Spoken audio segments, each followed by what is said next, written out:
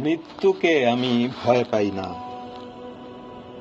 আমি ভয় পাই আজানের সুমধুর সুরধারা। অমিয় মধুময় স্বরে মুয়াজ্জিন আমাকে ডাকে, তবুও মসজিদে যাওয়া হয় না আমার। আমার পায়ে বেরি পড়িয়েছে কোন নিকৃষ্ট জানা নেই।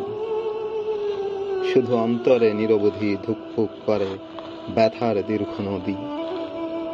এই নদীর স্রোতে ভাসতে ভাসতে কোথায় গিয়ে আটকে পড়ি আমি, একজন ব্যর্থ মানুষ, জ্ঞানহীন ক্ষুদ্র পাখির মতো পাখা ঝাপটে খুঁজে ফিরি পরম সত্যের সংহতি।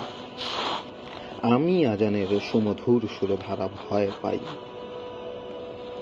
আজানের প্রেমময় আবেশ আমাকে তাড়িয়ে বেড়ায়। আমার অন্তরে কম্পন তুলে আমার আর মসজিদে যাওয়া হয় না।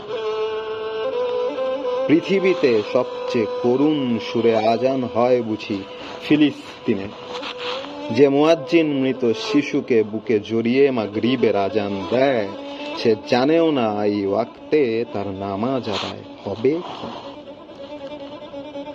কি ভীষণ হাহাকার আহাজারি আমার কল্পনায় আসে না।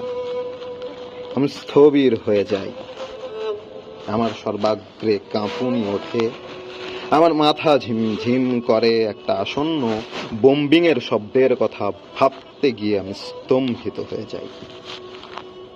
মসজিদে আর যাওয়া হয় না। যে হামাসপন্থী যুবকের দল নিজ ভূমে পরবাসী হয়, তাদের উদ্দেশ্যে আমি কায় মনোবাক্যে জিকিরের রব রব ধ্বনি করি। আজান ছাপিয়ে আমার জিকির কি পৌঁছায় কোনো এক স্রষ্টার আরশের স্তম্ভে,